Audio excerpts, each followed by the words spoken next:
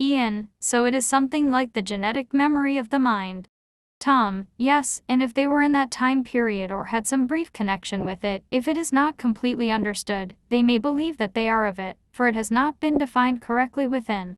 Ian, so it seems that in these 95%, that in each cell there is physical manifestation in the DNA of all the past lives, experiences of the cosmic knowledge, the cosmic connection. Tom, yes. Of the archetypes also, and how they began to manifest from that. Andrew, when healers are working in threes with you, that is 3 healers and the patient, what is the nature of that healing process? What is it that flows from the healers, and what is it that is triggered? In this instance, Andrew was referring to a situation of 2 male and 1 female healer, an enzyme or some system in the human being who is worked on. Tom, what in truth transpires is that in the case of healers connected with us, the energy comes from the civilizations Angkor and Aragon. It is similar to your laser beam. There is not in your world or language the nature of what we have. Andrew, but it is some kind of a coherent beam, I take it. Tom, it is a beam that then goes through the male healers, and then penetrates through the female healer and then in turn purifies the body of what you call the patient. Andrew, yes, right. Tom, however, when the healing is between 2, the patient and the healer, the polarities being male and female, and when the 2 are placed close to each other, their 2 etheric bodies blend, and in this blending are refined, and the refinement then creates a funnel or a focus for us to generate through. It is also possible for healers to work as pairs, 2 male and 2 female, that would work as a team, particularly when working on severe cases. All energy then would be funneled through all 4 beings in order to reverse a deteriorating process in a being that is ill. Andrew, well, that's very good. Now, is any specific enzyme system triggered, or is the oxygen worked on, or the red blood cells? Tom, it is the entire etheric body which is brought back into balance.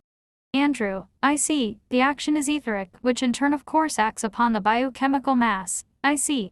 Tom, it removes from the etheric. It is like a laser beam that removes poisons. It is a giant filter that purifies and removes impurities. It is as if you took the patient and turned them completely inside out, and then scanned them, and remove from them all the poisons, all of what you would call a tumor, all the things which do not belong in the physical body, and then you would right-side it up. It would be as if you had a doll that had within it a very fine silk cotton filling, that then in turn a bug had crawled into, and the bug then made a nest, and then you would take it and would cut it open and turn it inside out, and purify it and sew it back, and then the bug would be removed. It is of the same nature.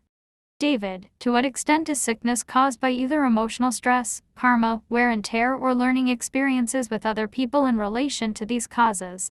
Tom, what we see upon planet Earth in this time is the creation of a new belief. We call it the religion New Age, which is a belief that one brings forth from the past an element into this life. It is also said that one has chosen in order to teach others.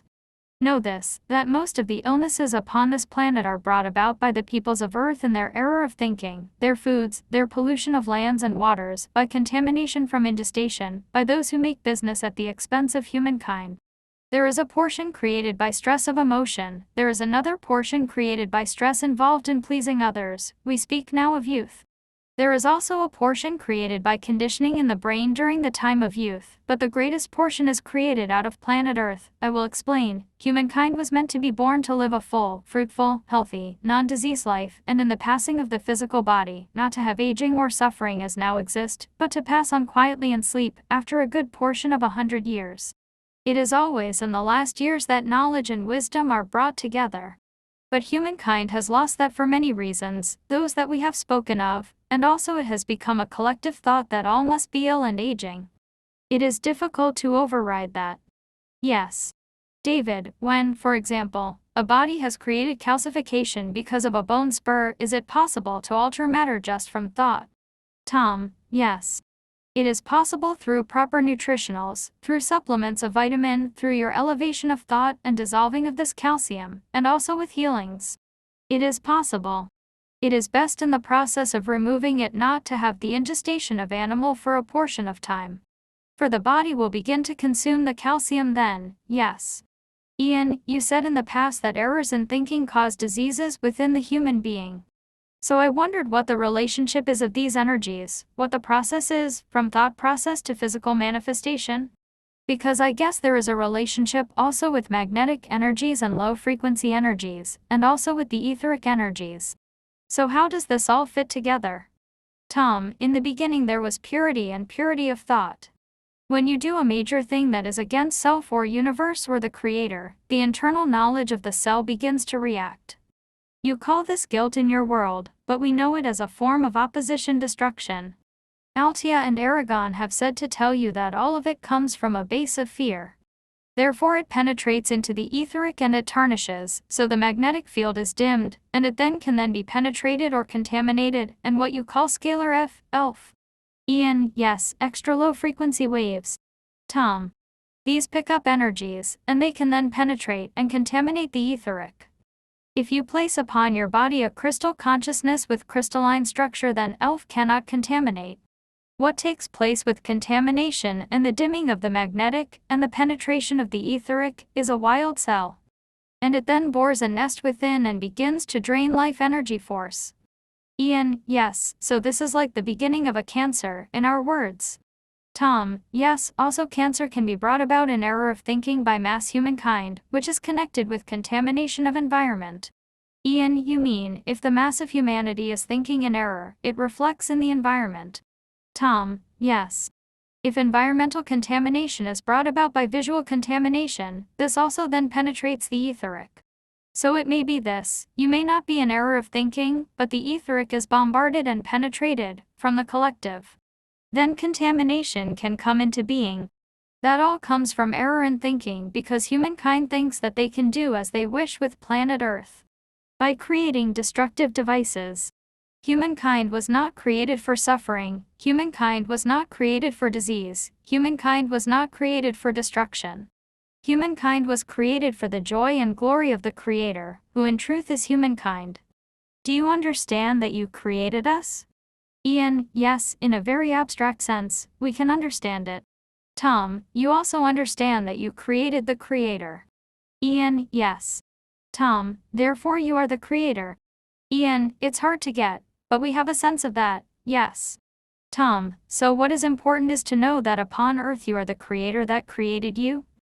What is also important then is that there are those elements upon earth that were created by the other created. And that can contaminate and create error.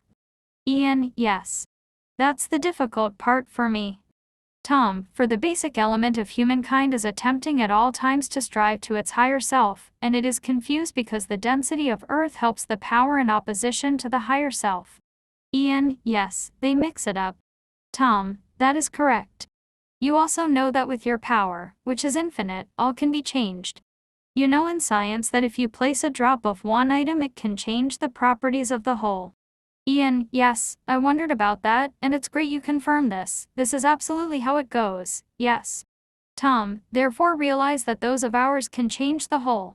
You as a scientist understand it when you analyze it, you must now understand it when you cannot analyze it. Ian, yes, that's the difficult part. But I see the importance, yes. Tom, also realize that who you are creates the ability in you to change all things. Yes.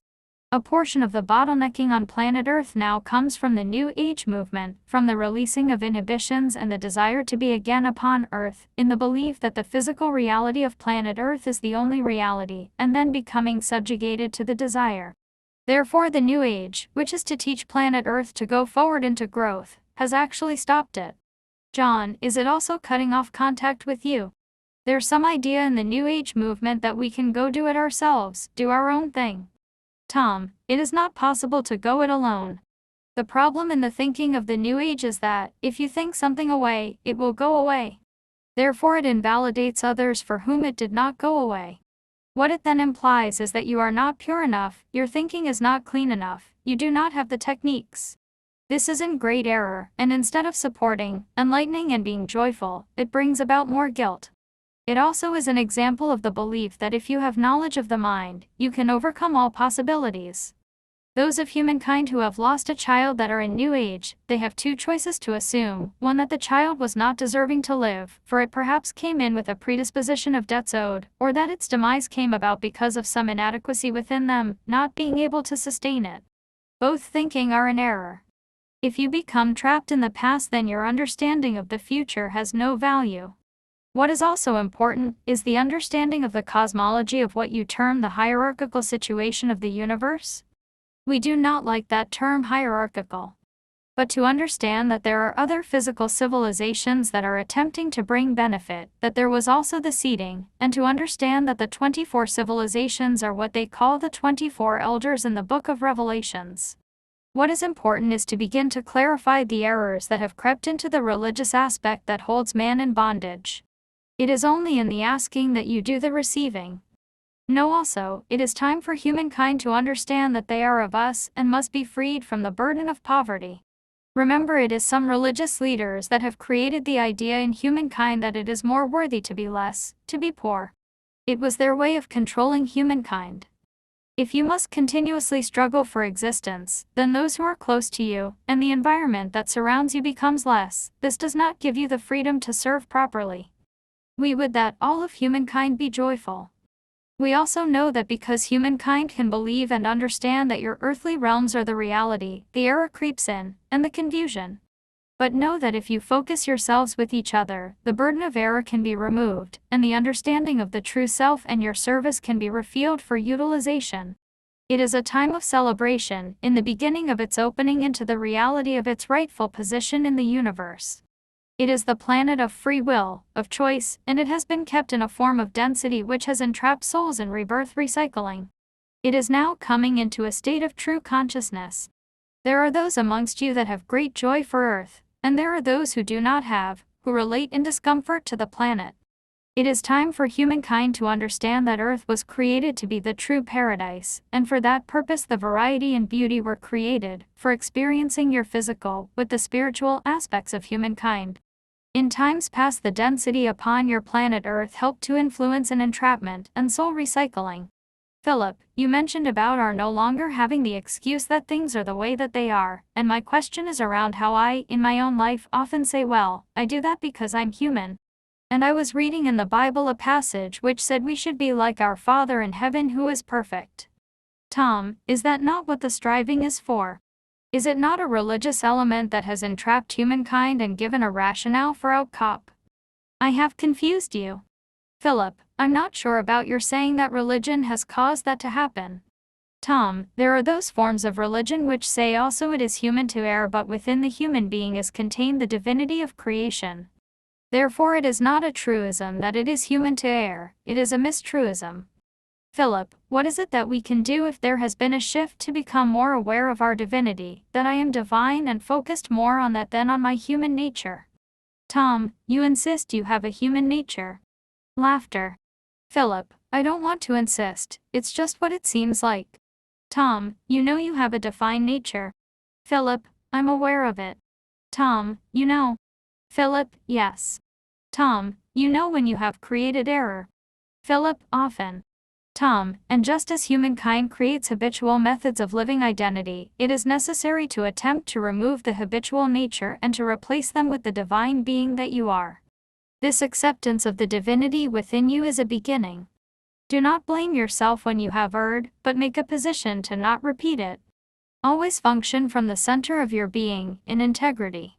What is important is to attain a state of being in which you cannot view yourself with dislike.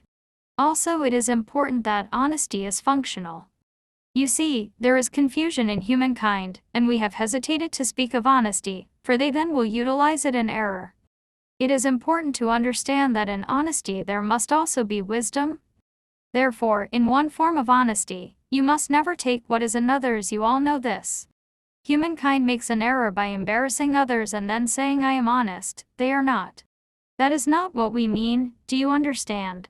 Philip, yes, you're saying we need to be appropriate as well as being honest, is that right? Tom, that is correct.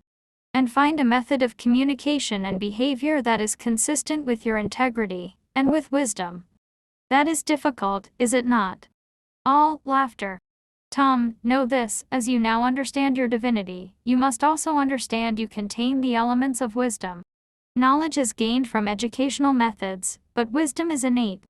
Therefore, the development of your wisdom is also important. Philip, yes. Also, earlier, you mentioned that each of us contains the essence of a star. I wondered if you could perhaps explain that more, and what you mean by it. Tom, this is difficult. Each being exists upon planet Earth, and each is a total individuality, containing the energy of a living star. It is the light of your soul, do you understand? Philip, I can understand when you say the light of the soul. But when I think of a star, I think of a body in space that exists. Tom, is that not light? Philip, yes. Tom, is it not energy? Philip, yes. Tom, is it not living? Philip, yes. Tom, are you not light? Philip, yes, I see where you're going. Tom, therefore you are a star. David, so is each of us representing a different star. Tom, that is correct, do not ask us which one. All laughter. Susan, but that star is not the same as the civilizations. Tom, that is a different point. The civilizations are physical planets. There are stars and planets, and stars that can be created in eventuality into planets. As you have a civilization of millions, they also have a star. Each one is represented,